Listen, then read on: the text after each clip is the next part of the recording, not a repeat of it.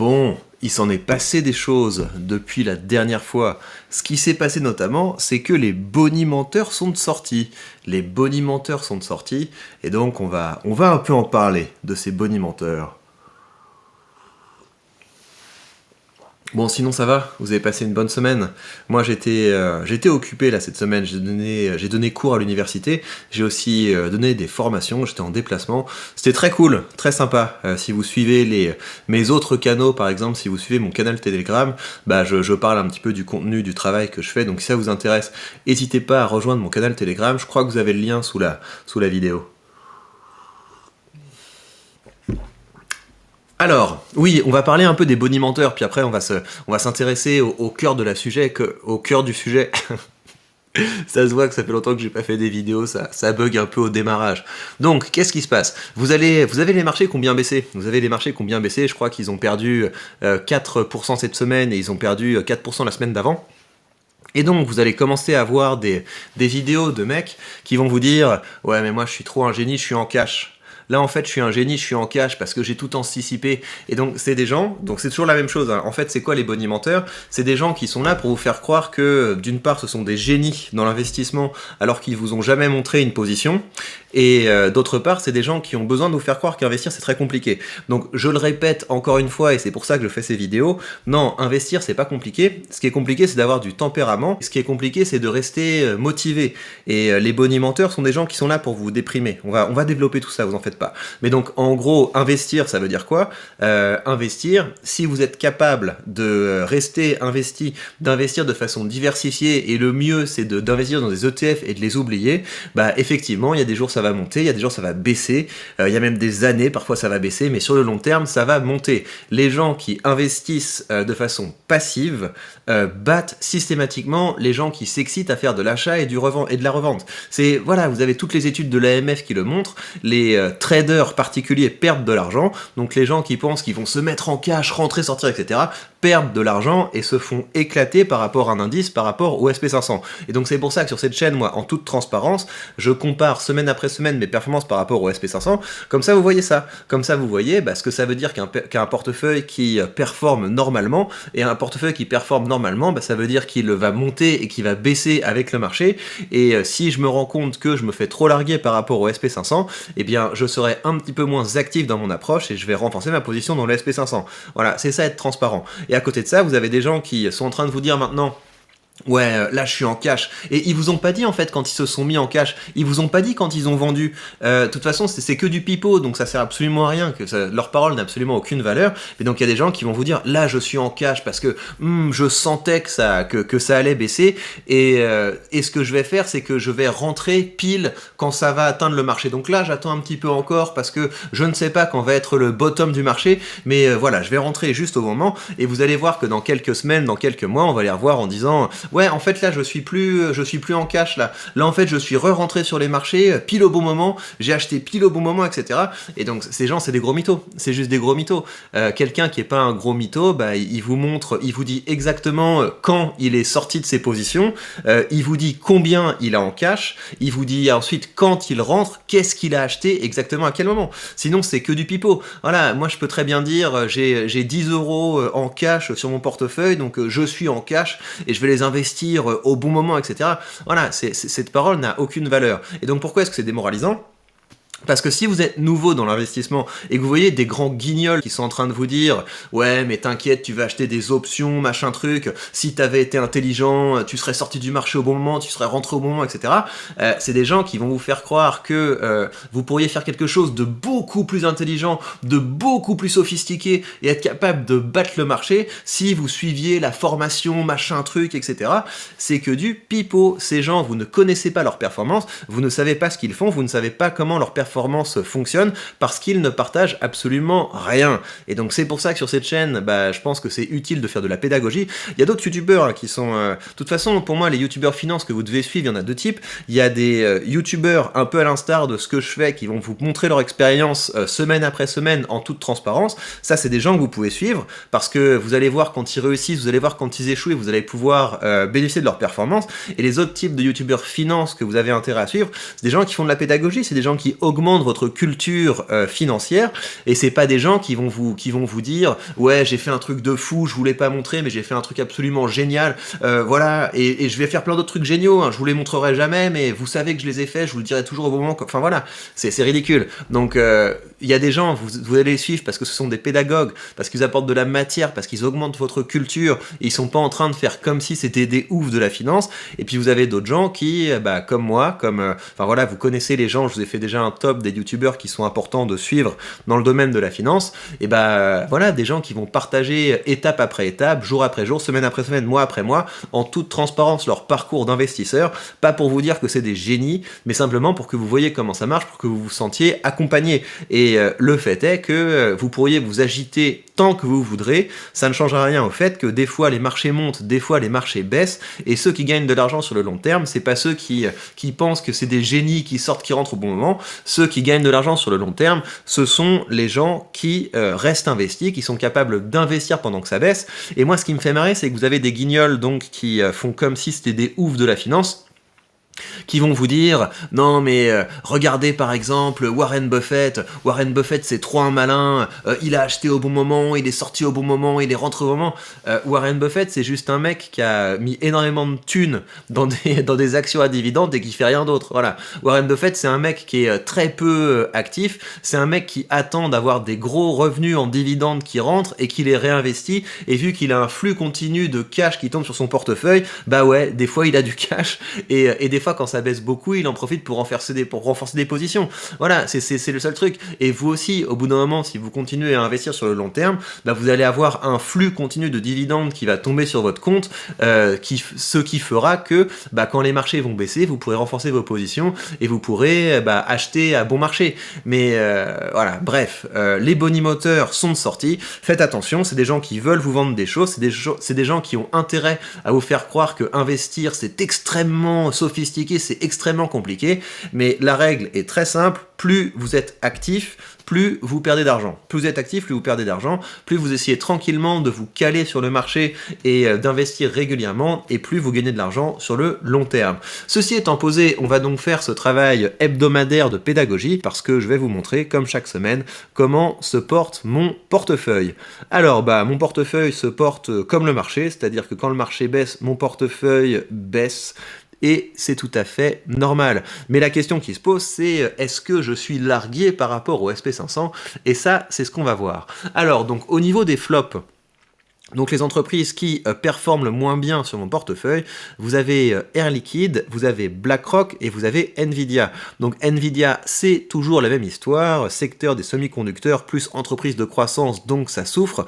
BlackRock, c'est une entreprise cyclique, donc qui baisse plus que le marché, enfin qui baisse plus que certaines entreprises quand le marché baisse. Et Air Liquide, Air Liquide, ça m'a un peu étonné qu'elle soit comme ça, un petit peu larguée dans mon portefeuille. Total aussi, j'ai vu que Total avait pas mal baissé, donc ça c'est des entreprises que je pourrais renforcer, hein. C'est des entreprises, j'ai envie d'avoir des positions intéressantes, importantes dans Air Liquide et dans Total, donc je continuerai d'investir. BlackRock, pourquoi pas. De toute façon, toutes les entreprises, faut bien vous dire que les entreprises qui sont dans mon portefeuille, c'est pas des entreprises avec lesquelles je joue à l'achat-revente, hein. Toutes les entreprises que j'ai dans mon portefeuille, j'aimerais bien augmenter mes positions. Le seul truc, c'est que j'essaie de faire un petit peu gaffe à mon allocation. Ce qui me retient de racheter massivement dans Nvidia, c'est que c'est dans le secteur de la tech, et mon secteur tech est immense. Je vous avais fait la répartition de mon portefeuille. J'ai du mal à parler, hein. Les mots sortent mal. On sent que ça fait longtemps que j'ai pas fait des vidéos. Vous vous souvenez, je vous avais fait une répartition.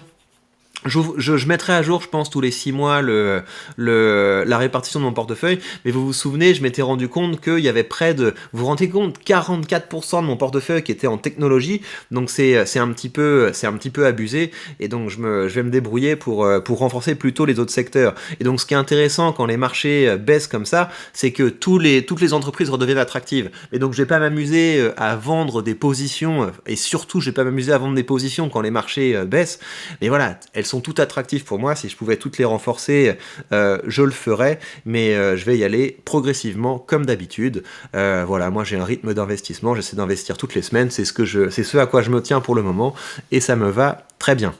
Alors, au niveau des Total, par contre, hein, j'ai vu que Total, dans mon portefeuille, il a fait moins 6%. Donc, Total, je vais peut-être racheter un, parce que voilà, ça fait partie des entreprises, j'ai envie d'augmenter la poche énergie de mon portefeuille. Et sinon, au niveau des ETF, c'est l'ETF Euro-Dividende qui a bien baissé. Donc là, je pense qu'on retombe vers les rendements aux alentours de 6%. Donc ça, c'est pas impossible que je rachète la semaine prochaine.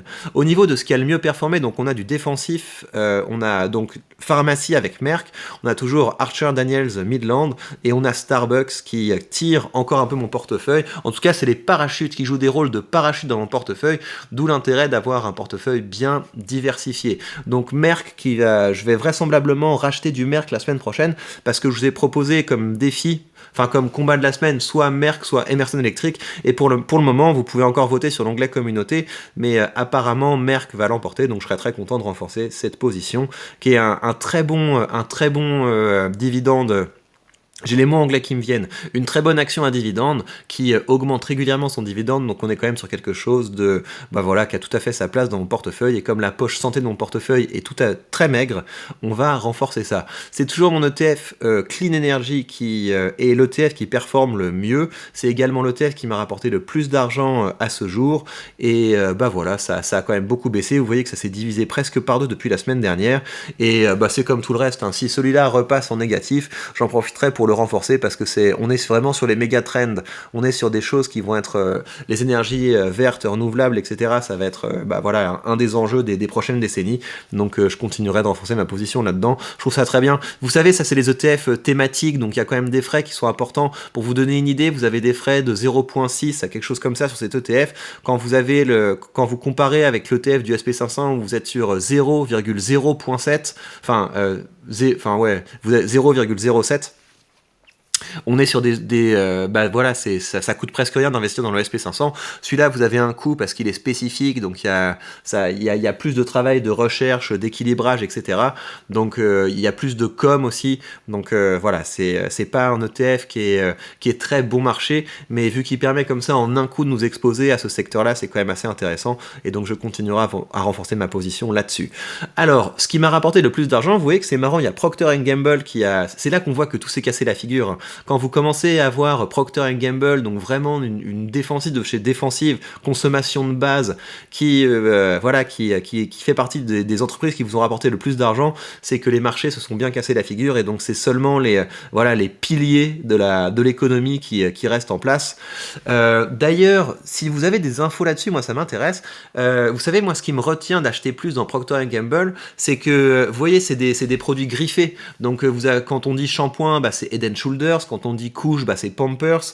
Quand on dit produit de rasoir, de rasage, c'est Gillette. Vous avez aussi les protections Always ou ce genre de choses. Donc on est sur des marques. Et je me dis quand même que dans les périodes de crise, les gens vont plutôt acheter la marque Carrefour, la marque Auchan, la marque Lidl ou que sais-je. Et certains m'ont dit dans les commentaires que les marques... les marques blanches, donc les marques vendues par les grandes enseignes en discount, souvent ça sort aussi des mêmes usines. C'est les mêmes usines qui vendent qui vendent sans marque ce genre de produits. Donc si vous avez des infos là-dessus, ça m'intéresse, parce que je serais beaucoup plus à l'aise d'investir significativement dans une boîte comme Procter & Gamble si je savais qu'ils ne créaient pas seulement des produits qui vendaient cher avec des marques, mais s'ils vendaient également les produits, les couches bon marché, les rasoirs bon marché, etc. Donc si vous avez des infos là-dessus, ça m'intéresse, parce que j'ai pas vu ça en fait j'ai essayé de taper sur Google des choses du type Procter & Gamble marque blanche, Procter & Gamble discount, etc. et je trouve rien du tout. Donc si vous avez des informations un peu précises là-dessus, ça m'intéresse. Ensuite Apple qui fait partie des boîtes qui m'ont le plus rapporté, parce que Apple c'est de la tech, mais c'est de la tech luxe, et le luxe se porte bien pendant les crises. Et Starbucks, c'est surtout parce que je l'ai acheté très bas en fait. C'est parce que je l'ai acheté quand vraiment dans le creux du creux, et aussi parce que Starbucks a des assez bons résultats. Donc je suis très content d'être investi là-dedans. Je dis pas que je vais la renforcer maintenant, mais je vais attendre de voir s'ils augmentent leurs dividendes. Ils ont dit qu'ils avaient recommencé à racheter des actions, donc je suis ce dossier, je suis très content d'être investi dedans, et on va voir ce que ça va donner par la suite. Alors, si on en vient maintenant au marché dans son ensemble, le SP500 s'est cassé la figure de 4,64%, 10%. Donc on a perdu voilà, près de 10% en 2 semaines, hein, donc c'est quand même énorme. C'est énorme la baisse qu'il y a eu sur les marchés. Et la question que tout le monde se pose, c'est est-ce que j'ai fait mieux que le SP500?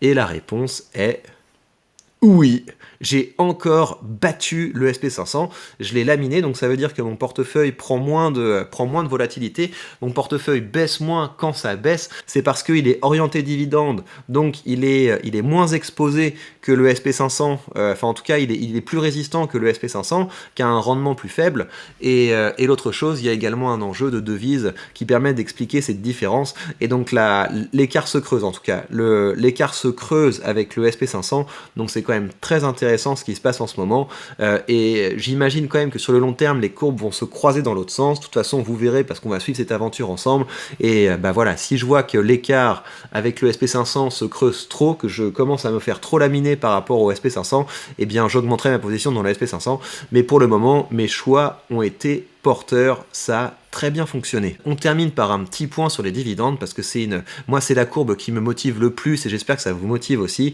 Vous voyez que c'est voilà, que c'est très beau, que le mois de septembre a été très intéressant.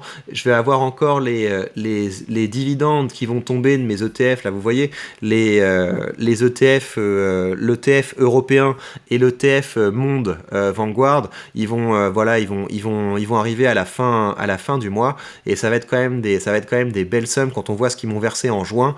Donc voilà, ça va être très intéressant, ça va me permettre de faire un petit bond en termes de dividendes et c'est super, voilà. Ce qui est très intéressant évidemment, c'est que ça c'est des revenus qui arrivent sur votre compte et avoir des dividendes qui tombent dans les périodes de baisse, c'est absolument génial parce que ça vous permet de racheter à un meilleur prix et ça vous permet d'augmenter encore plus fort votre rendement. Donc là, vous avez vu que mon record absolu sur ce portefeuille, j'ai dépassé les 340 € en juin et donc mon objectif évidemment ça va être rapidement de dépasser les 400 € et voilà, donc je pense que l'année prochaine je dépasserai les 400 € de dividendes reçus. Après ça va être intéressant parce qu'on va se rapprocher des 500 € et 500 € par mois en dividendes, ça commence à être sympa, hein. Là je pense que j'ai une moyenne par mois qui va se rapprocher pour l'année 2020, enfin pour l'année 2022 des 200 € par mois et voilà, je pense que l'année prochaine on arrivera à avoisiner les 300 € par mois en dividendes et ça va être de plus en plus sympa. Et ce qui est chouette, c'est que ça permet d'accélérer